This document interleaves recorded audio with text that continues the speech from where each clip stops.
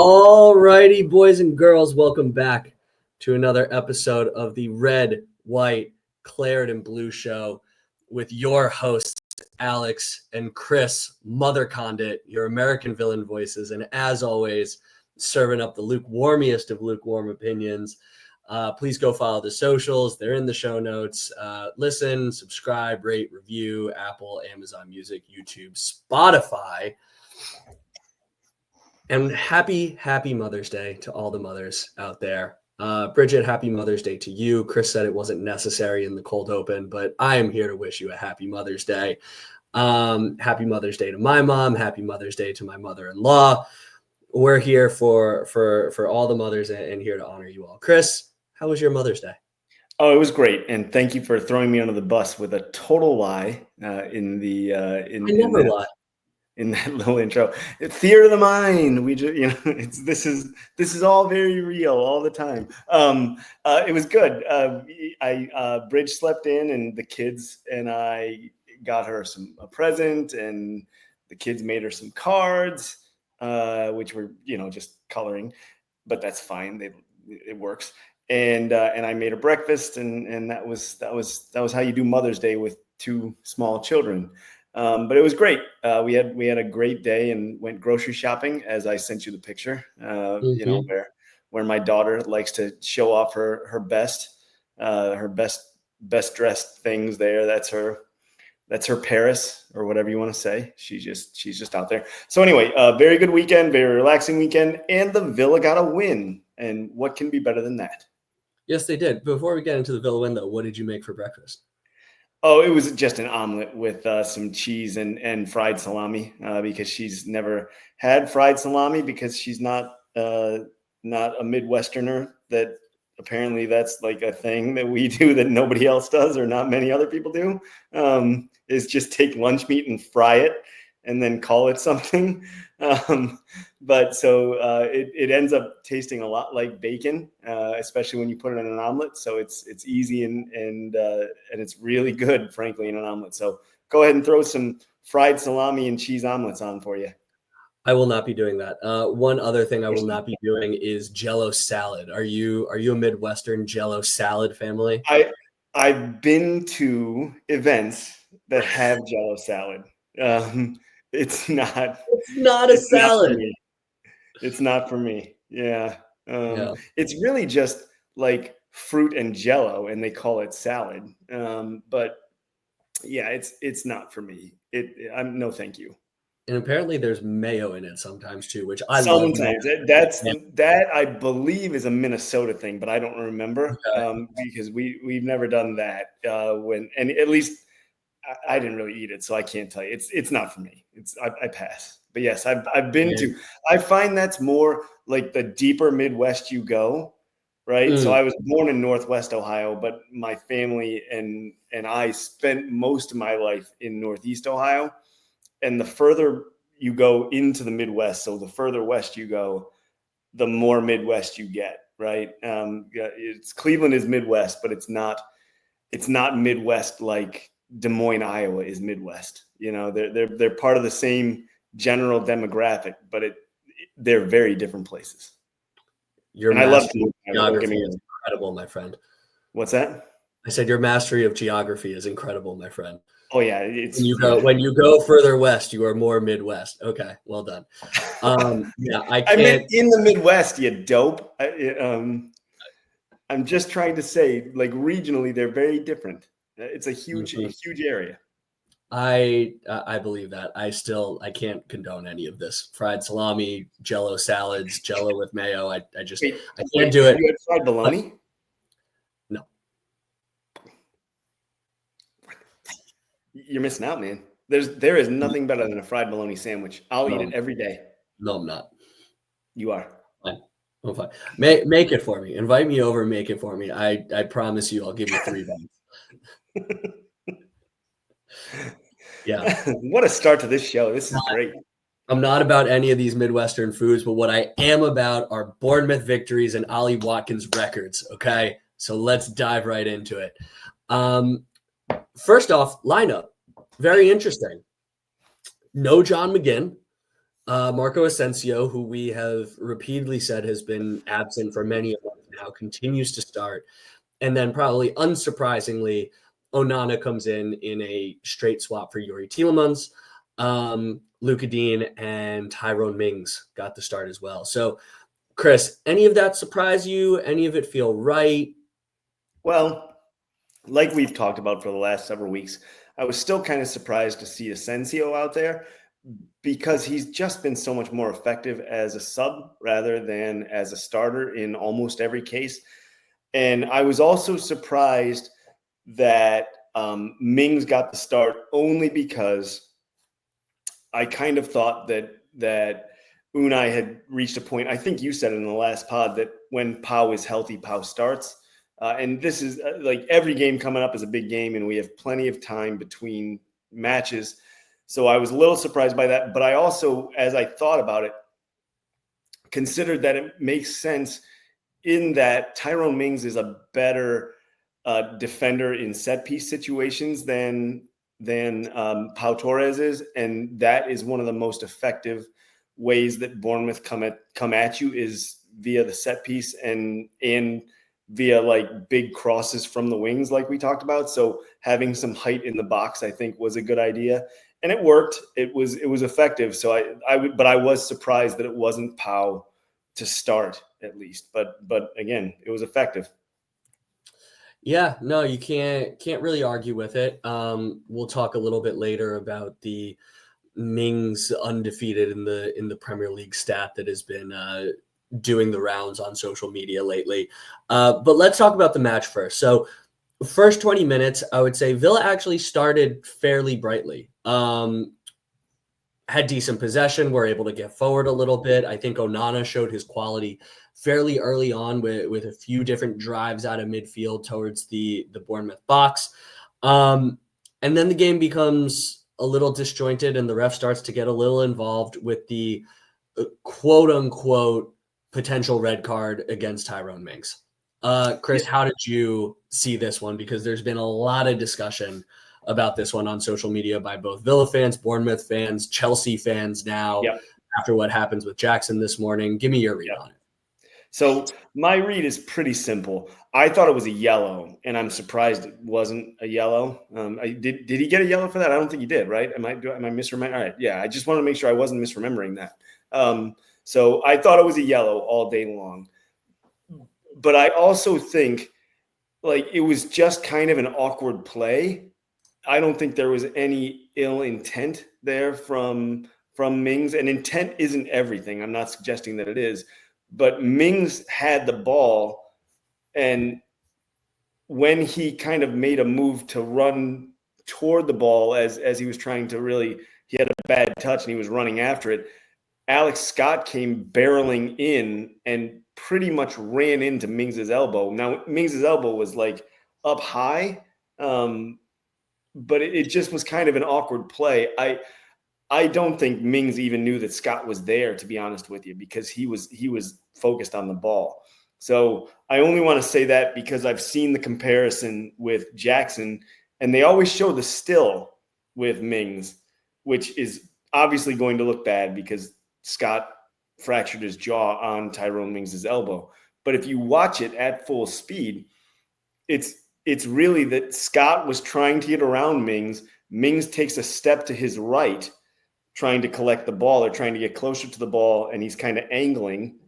And Scott runs squarely into Mings' elbow and breaks his face. Whereas Jackson this morning, like absolutely teed up and looked back to see where his opponent was and then launched himself to put an elbow in his head. To compare those two is patently ridiculous.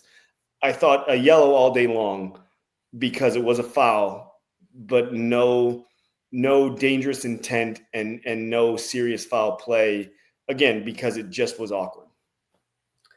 Yeah, you see this actually kind of often with these strikers who see the ball coming down, they turn, they glance where the center back is, and then they raise their arms, and that winds up getting called red a lot. this Tyrone Mings one, I think if at any moment you saw him glance over his shoulder and see Alex Scott there, red card all day, every day. But without it, to your point, without the lack of intent, it's clumsy. It's certainly a little reckless to have your arm that high, but it's a caution. I'm not here for any debates outside of that. I did joke, I don't know how much of a boxing fan you are, but I said if that was Amir Khan, that would have been a second round knockout with how hard I hit. And poor Alex Scott, then he gets the elbow in the face later from Onana as well, same exact spot. Yeah. I mean, and he maybe was that broke his face, right? About how his head was all thick. I felt like he was the offensive lineman from Varsity Blues who keeps getting the concussions, and they have the tally going throughout the movie, and they keep rolling him back out there because he just kept going over the side, spraying water on his face and coming back out. And I don't know how that dude does not have a concussion. But anyway, right. Other than that, towards the end of the 20 minutes, Villa start to fall further and further back towards their own box. And really the 20th minute, I think, was the first really good opportunity that Bournemouth got. Had some well-worked play on their right-hand side, our left, get a cross in from kind of that corner of the box, good header from Evan Nielsen, and Emmy gets down to it. And that really seemed to spur them on. From 20 through, the 42nd minute, it felt like wave after wave of Bournemouth attack. Now, not a very dangerous attack, but they had the ball in and around Villa's box. Villa basically said, and I think this is kind of what we talked about in our preview, Bournemouth have been struggling to create opportunities for a few weeks now. And so Villa and Unai Emery basically said, we're going to sit here within 35 yards of our goal and challenge you to break us down. And Bournemouth couldn't do it. Not having Kluivert in there from the start, which surprised me, certainly diminished their ability to play through the lines. But what they were able to do effectively was Villa had no outball. When Villa won the ball, they were pressing really quick right away, kind of forcing Villa to play these long ones into the channel for Ali Watkins, and he could just never get there. Right. It also forced Villa from one standpoint to pass the ball around the back deep, and that led to more pressure. And I want to point out one statistic that I don't know. Are you aware of this? Bournemouth had 10 corners and Villa had 0 in that game. Yes, I was. 10-0. Like, you don't often see that in a game where the team that had 10 corners comes away with a win. I thought that was worth noting. And I think some of that was due. Sorry, Chris, the team with 10 corners came away with a loss. Sorry. Yes. The team with 10 corners comes away with a loss. I think some of that was due to the pressure being put on by Bournemouth, and also Villa's inability to get out of that half. And it just led to more and more opportunities by Bournemouth. But again, like you said, I never really felt all that threatened. Martinez made a couple of really nice saves, but it was never to the point, at least for me, where you said like, oh man, we're in real trouble here. It just, but it was constant drips of pressure would be a good way to put it. Yeah, not until the 90 plus whatever. Now, what concerned me at this point was our inability to generate any attack. Unfortunately, like at this point, I'm thinking to myself in the pub, a 0-0 draw ain't going to cut it for us. At some point we need to get forward and create a few opportunities. And it just didn't look like Bournemouth was ever going to let us out. Thankfully, they did, and there was a flurry of Villa attacks in about the last 7 minutes of the first half. So 42nd minute, Marco Asensio gets free off of, and high pressure creates some turnovers. Marco Asensio gets free off a turnover, hits the post. 45+2, Villa get the cross in. Kamara has that beautiful header down to Kepa's feet. Amazing save. Very good save. If you're going to be overly critical, do you say Kamara should put that a little further to the outside? Maybe, but like that's what you want to do with the header. You want to put it down, have it ricochet by his feet and back up. So I'm giving Kepa all credit for that save. And then same thing for Matty Cash on that follow-up. Don't know how either of those go in. But thankfully, 45+6, Matty Cash again. Excellent tackle on, I think it was Semenyo on that left-hand side. I think you're right. Ball deflects. right to Morgan Rogers, who plays in a beautiful cross. Ollie Watkins gets the slightest of touches on it, and he is now Aston Villa's all-time record Premier League goal scorer. A slight but necessary touch. Yes. I think it's going wide otherwise. Yeah, I think that ball is going wide otherwise. And I do want to call out Matty Cash had another good game for a guy that was the longtime whipping boy of this squad. He has just put in performance after performance after performance now in this run of fixtures that Villa have played. And all credit to Ollie Watkins. Let's also not take away from that, because he's now the all-time Premier League goal scorer for Aston Villa. Well-deserved, because even Gabby Abanglahor said a couple of weeks ago, I don't want the record. I wasn't a striker. I didn't even take penalties because we had so many better scorers than me. So I just think that his was a case of longevity, and Gabby could find the net, don't get me wrong, obviously. But early he was also at what's that? I said early in his career, but yeah. He was just at the Villa for a long time, right? And had a lot of opportunities to score in the Premier League. But so Ollie Watkins has worked his tail off for this, and his level of play, despite the maybe lack of finishing that we've talked about and things like that, his level of play is difficult to replicate at best. He's one of the best strikers that we've ever seen at this club. Certainly in recent memory by a long stretch. And this record is fully deserved. And it was sort of a classic Ollie Watkins goal. If you think about it, not a goal that he had a chance to think about. He just got a toe to it and tapped it in the right direction to deflect it into the bottom of the net. So a great goal, well worked, well won by Matty Cash, and an absolutely great finish from Watkins.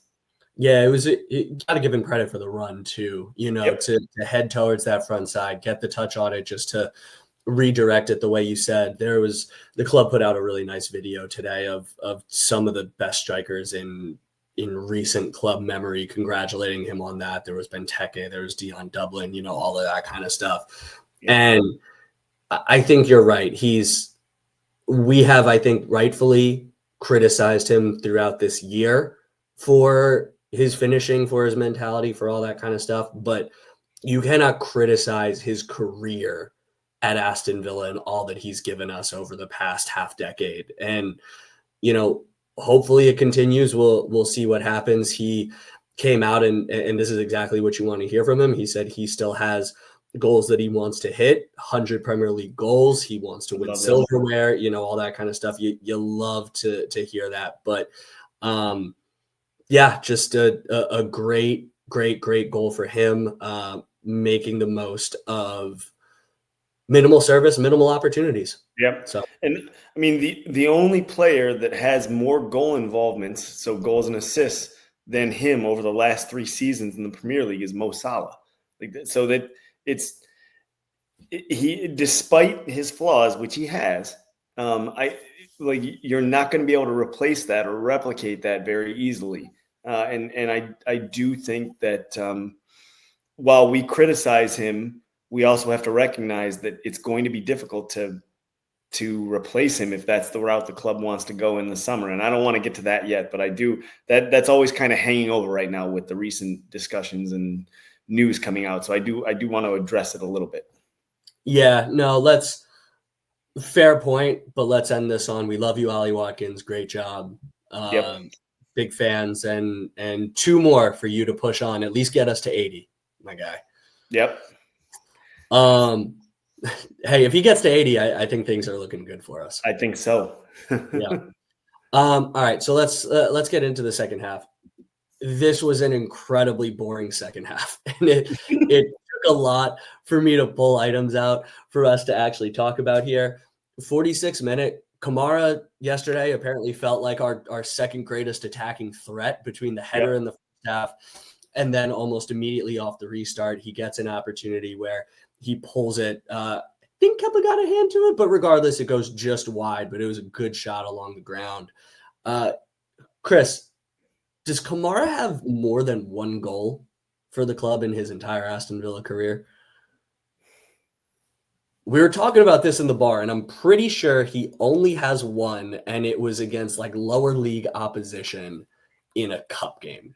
I think he has two. I think he has one Premier League goal. I think he does. And if you want to talk, I can look it up but I'm off the top of my head. I think he has two. I'm looking at it on Google right now. He has none. He has one EFL Cup goal in 23-24. Why did I think he had one? Did he have one called back at some point? Maybe. Man, I could have sworn he had a Premier League goal. Yeah.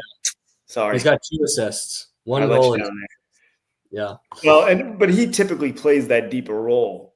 Sure. And he's even been playing like auxiliary center back for a lot of it. But right. He's someone who I think over the latter half of this year has shown much more ability offensively than we might have given him credit for even going into this season. And so if he does stay with us and sign this contract, I'm curious to see how he kicks on in future seasons. And hopefully he does, man.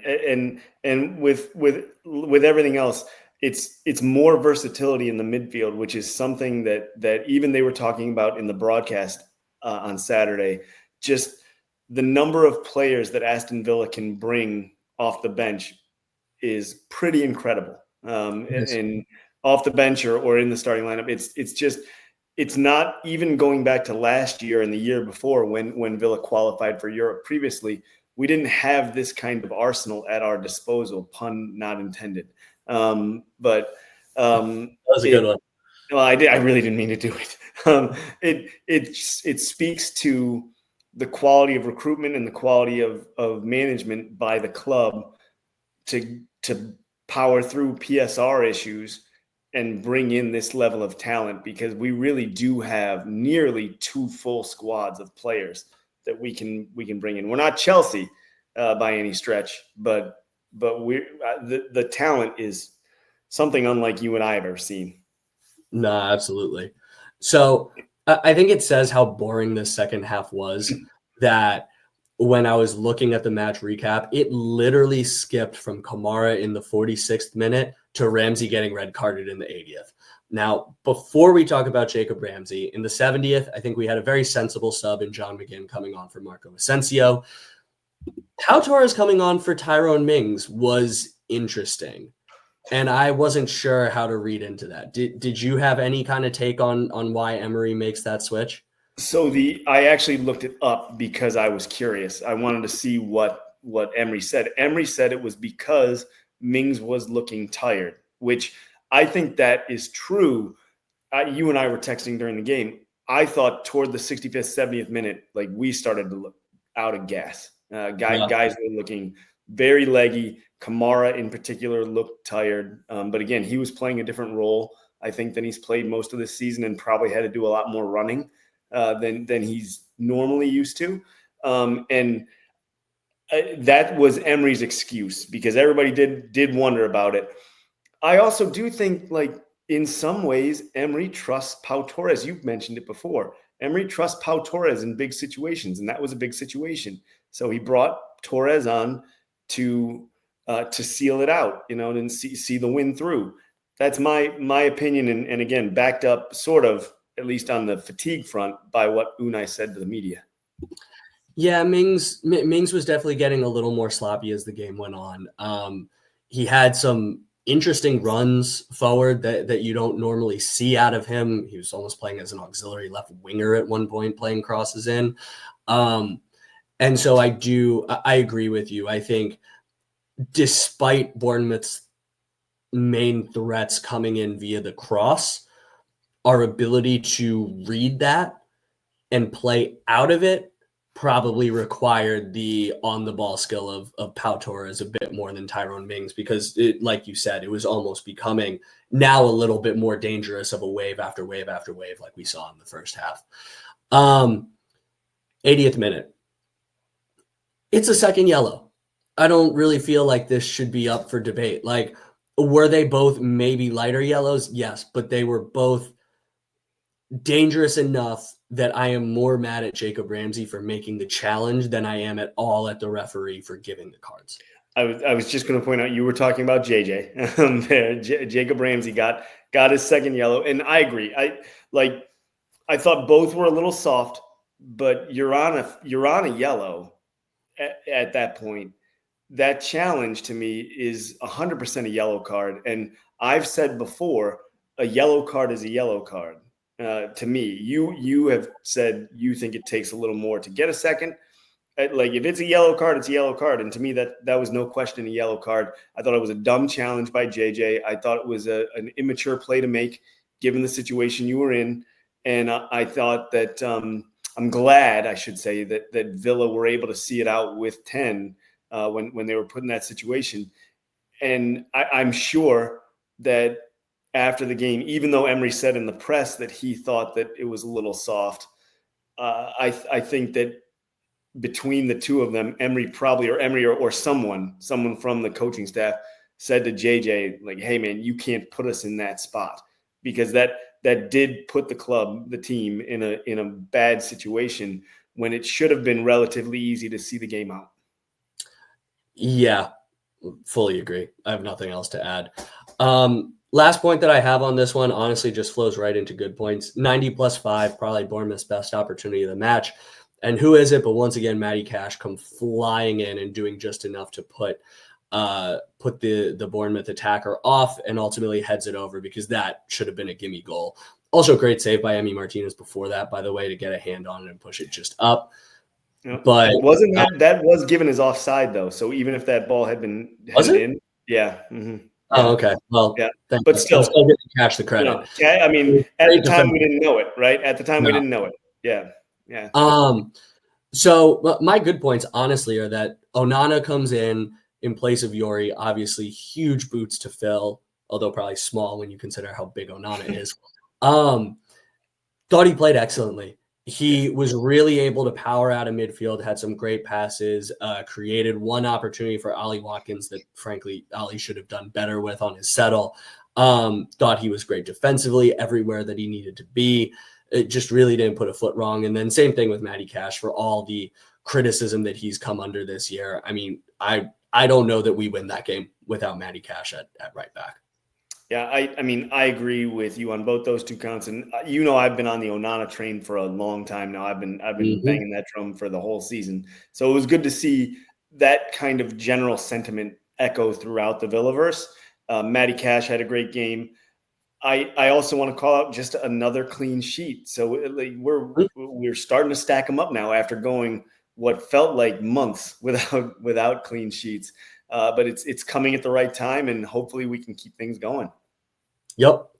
Don't really have much on the bad side. I mean, we were almost double outpossessed, like 67-33. We were outshot 10-6, on target 6-3. We were outpassed by nearly double. We only passed with 68% accuracy. You said corners down 10-0.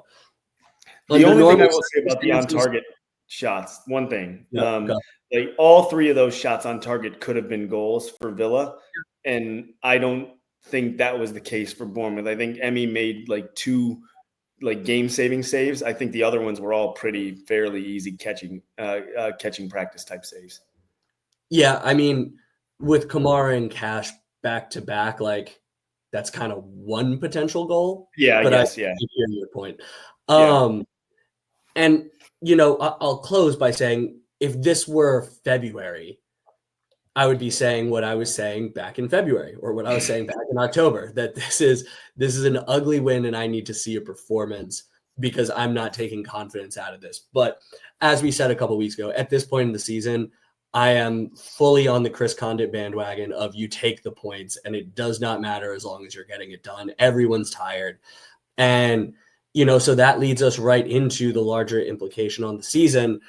Been a weird weekend in terms of results for us. Chelsea couldn't get it done with Newcastle, but City drawing with Southampton. And so now there's a lot of permutations that could have it go our way. Let's assume Villa get full points.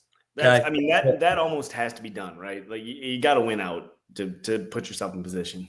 Not really, but right. There are permutations if we get 60 4 more points. If we get to 67, there are ways that it could work, but I'm going to say it's incredibly unlikely. So let's assume full points.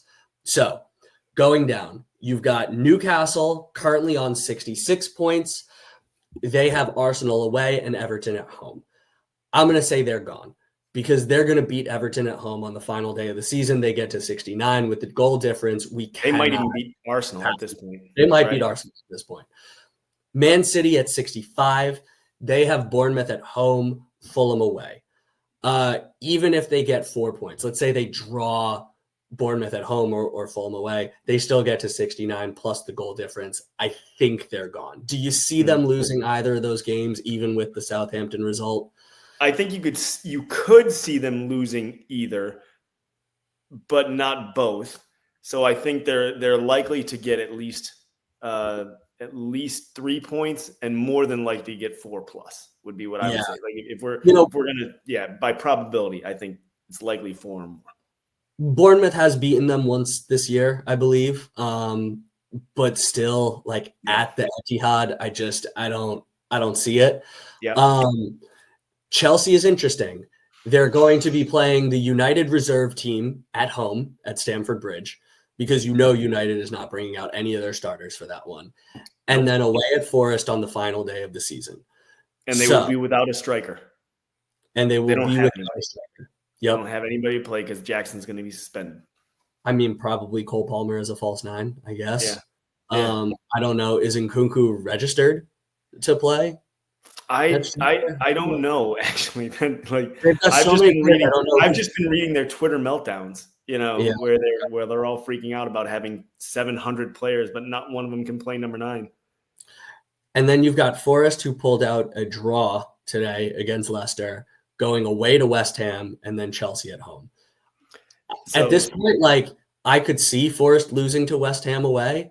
Yeah. And now we're looking at basically Villa are looking at that final game of the season, hoping that Forest can take points off of Chelsea, I think. It's so interesting now because we thought we were going to be chasing down Chelsea. And that was like 2 or 3 weeks ago that we talked about this on the pod, right? Mm-hmm. And now Forest have fallen off such a cliff that we're hoping that they can get some points at the end of the season against Chelsea to help us. We thought it was going to be like, Forest will beat Chelsea and we'll be good to go, right? Now it's good God, these guys aren't playing well at all and they can't beat Leicester. We need them to pull out a miracle against a Chelsea squad that is struggling, to say the least. So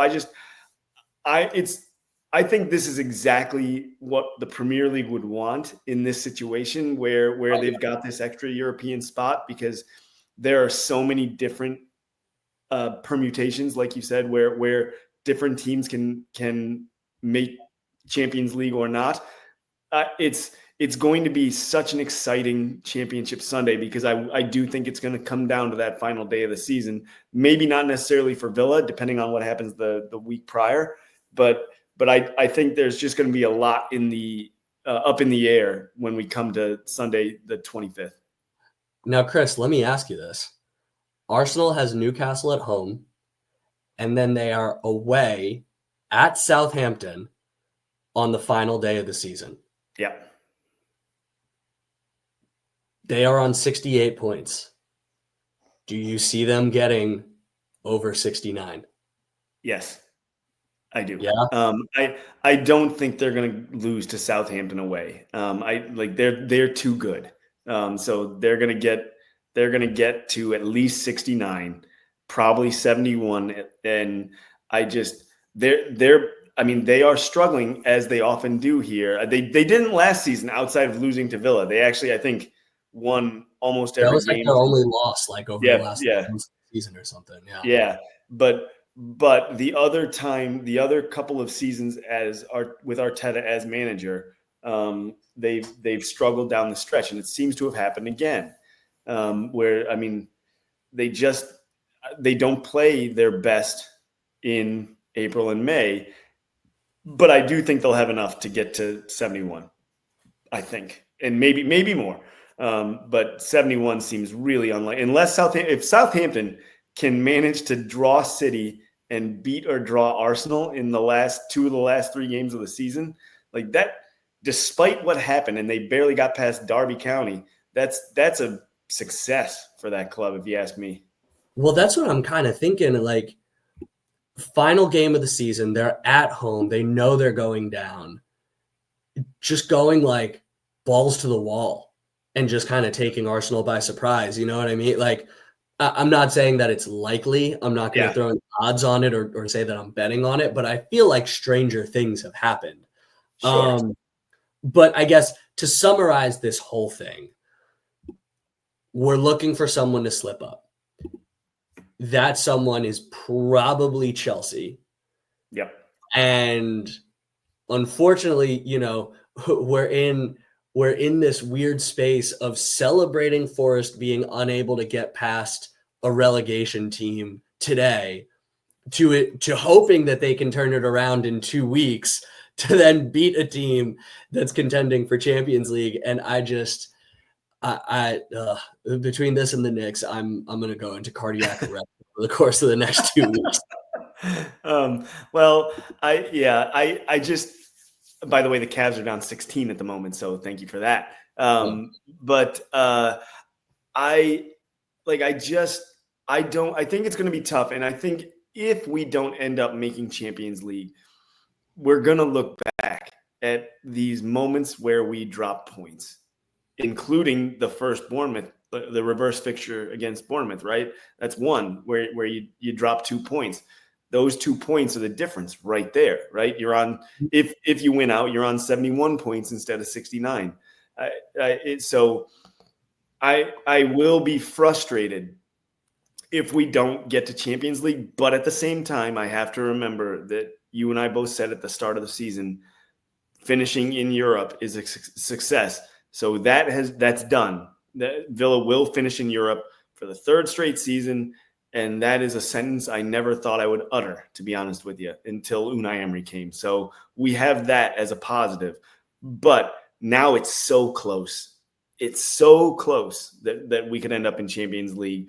You really want to end up there, and you really want to continue this momentum to keep this going season after season. I also want to point out that, we're talking about missed points, missed opportunities, and that's absolutely right. But let me put a little lukewarm positive spin on this. You and I and many of the pundits around the EPL predicted Villa to take a significant step back this year. Mm-hmm. Champions League was going to be a lot. They were really going to fall away. Look at what happened to Newcastle last year. They finished on 60 points, and that was with a furious run to the end of the season to kind of shoot up the table to get there. Mm-hmm. If we take 6 points from the last 2 games, regardless of whether we qualify for Champions League or not, we would technically will have 1 more point than we had last year when we finished in 4th. And that is impressive consistency considering the level up in competition, the fact that we made it to an FA Cup semifinal, like that's huge. Even if we only get 1 win, if we only beat Spurs United and we end on 66, to only step back 2 points with all of that. With all that, right? That is absolutely something to be applauded, and I hope people are taking that into consideration when they ultimately decide how they feel on this season on the end. Well put. I can't add anything to that. That was great. Sounds like me. I try. You rubbed off on me a little bit. Pause. Anything else that you want to add? No. What could I add to that? All right. Let's go watch some zombies. I'm gonna go watch some Cavs and then zombies. Okay. Yeah. Well, we will talk later this week to preview our match against the Spurs youth squad. I'm not even sure it's necessary, but we'll do it because we are always here for you. And until then, my friend, up the Villa. Up the Villa.